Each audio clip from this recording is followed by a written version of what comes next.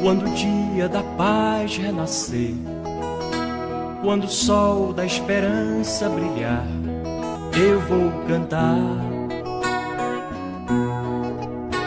Olá, irmãos e irmãs.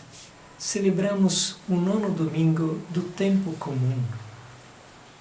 Hoje precisamos, como sempre, mas talvez até um pouco mais, de muita humildade para acolher a palavra de Deus e para refletirmos sobre a nossa vida.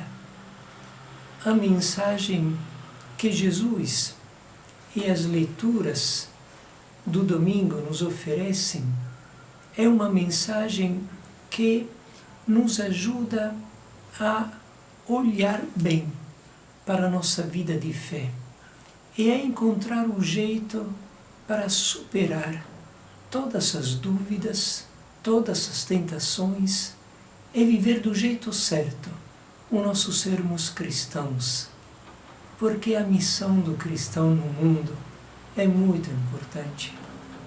Ninguém pode pensar de ser cristão só olhando e visando para a sua pessoal salvação. Os cristãos são testemunhas da presença de Deus e do seu amor. São pessoas chamadas a espalhar no mundo a salvação que Deus oferece a todos. É por isso que é importante para nós e para todos que possamos vivenciar bem a nossa fé. E o Evangelho de hoje nos diz uma coisa fundamental. Portanto, o Filho do Homem é Senhor também do sábado. Quantas vezes os Evangelhos nos mostram Jesus operando em dia de sábado, escandalizando os fariseus e os doutores da lei, porque estava fazendo coisas que no dia de sábado não era permitido fazer. E a observância estreita do sábado era uma das leis mais importantes para a religião hebraica. O que significa então a afirmação de Jesus, o Senhor, o Filho do Homem, é Senhor também do sábado? É porque ele continuava fazendo todos estes sinais justamente em dia de sábado. O sábado era um dia importante para os hebreus, porque tinham 6 dias para todos os trabalhos, para a vida cotidiana, para todos os afazeres. Mas o 7º dia era o dia do Senhor. Era um tempo diferente dentro da semana. Porque, de acordo com Gênesis, era o dia que lembrava o cumprimento da obra de criação por parte de Deus. Está escrito no capítulo 2 de Gênesis: E Deus abençoou o 7º dia e o santificou, por ser o dia em que Deus repousou de toda a obra da criação que fizera. Então era o dia em que Deus descansa porque tinha levado a cumprimento toda a sua ação. Mas os hebreus lembravam, no sábado também, outro momento fundamental. Olhando para o livro do Deuteronômio, quando de novo é apresentada a todos os hebreus a lei de Moisés, nós encontramos: lembra-te de que foste escravo na terra do Egito, e que o Senhor teu Deus, com mão forte e braço estendido, te fez sair dali. Por isso, o Senhor teu Deus te ordenou guardar o dia de sábado. Então, o dia de sábado era para os hebreus também um sinal de uma obra que Deus cumpriu, a obra da salvação, da libertação do seu povo.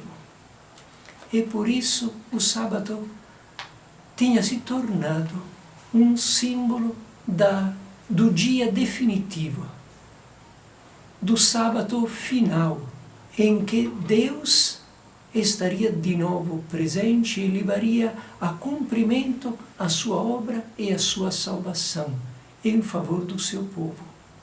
Era um sinal em que o tempo se tornaria o tempo definitivo de Deus, da libertação do povo, o cumprimento do projeto de Deus em favor da humanidade. E é por isso que para os hebreus o sábado era um dia extremamente sagrado. Então, o que significa que Jesus cumpre as suas obras de sábado? Justamente isso. Ele está dizendo: Deus agora está presente. Agora a salvação de Deus se faz presente na vida e na história do mundo. Não é mais para aguardar. Agora é o tempo em que a salvação de Deus se faz presente e a obra de Deus se encontra o seu cumprimento. Por quê? Porque Jesus é o próprio Deus que se faz presente no meio de nós para instaurar o seu reino e para nos oferecer um jeito diferente de viver.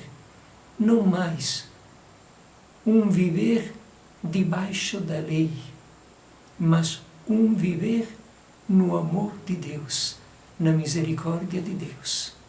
Um viver no qual o homem não é mais subjugado à lei, mas um jeito de viver em que a lei está a serviço, dentro do amor de Deus, da total realização da salvação humana, da libertação total do homem, de todo mal e de todo medo. E Jesus, vocês lembram que muitas vezes ele foi questionado pelos fariseus. E hoje também não é diferente. Quantas pessoas colocam as leis acima do amor de Deus? As leis são importantes, mas dentro do amor de Deus. O amor tem as suas leis, mas um cristão não pode viver a lei sem o amor. O amor, a promoção humana, a salvação do homem, a libertação de todo o mal, a salvação total dele é a coisa mais importante. O sábado foi feito para o homem e não o homem para o sábado. Então tudo deve servir a fim de que o homem, todo homem, a humanidade inteira, possa abrir-se ao amor de Deus e viver o amor de Deus. O que acontece muitas vezes é que a gente tem medo e preferimos procurar a nossa segurança nas leis e não na liberdade e na responsabilidade do amor. Viver o amor sempre é mais difícil. Mas o que acontece? Muitas vezes as regras, as leis, as tradições, o jeito de fazer se tornam como um instrumento que as pessoas pensam de ter nas mãos para conquistar por si mesmos a sua salvação. Deus, que é justo, não pode não recompensar quem obedece fielmente a todas as leis. Este é o jeito de pensar de muitas pessoas. E cadê a graça de Deus? Cadê o amor de Deus?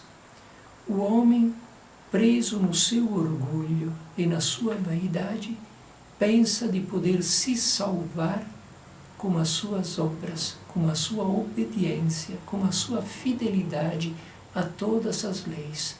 E muitas vezes isso esquecendo o amor, porque observar de um jeito estreito as leis muitas vezes nos leva ao orgulho, nos leva ao preconceito, nos leva a julgar os irmãos, nos leva a condenar aqueles que, ao nosso parecer, vivem sem respeitar todas as leis. como digo, a lei é importante, mas dentro do amor de Deus e a serviço de uma total acolhida do amor de Deus. Sem o amor, a lei não salva. É isso que nós temos que entender. E na segunda parte do Evangelho de hoje, nós vemos um homem da mão seca, que Jesus justamente cura em dia de sábado, suscitando a ira dos fariseus. E Jesus olhou ao seu redor cheio de ira e tristeza, porque eram duros de coração. E disse ao homem: estende a mão. Ele a estendeu e a mão ficou curada.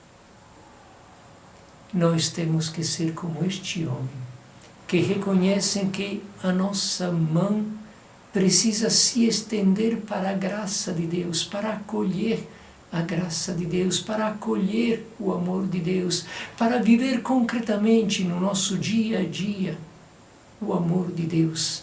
A mão é também o símbolo do agir humano. Nós temos que entender que não podemos ficar com a mão fechada, orgulhosos nas nossas obediências, nas nossas perfeições, sem obedecer a todas as leis.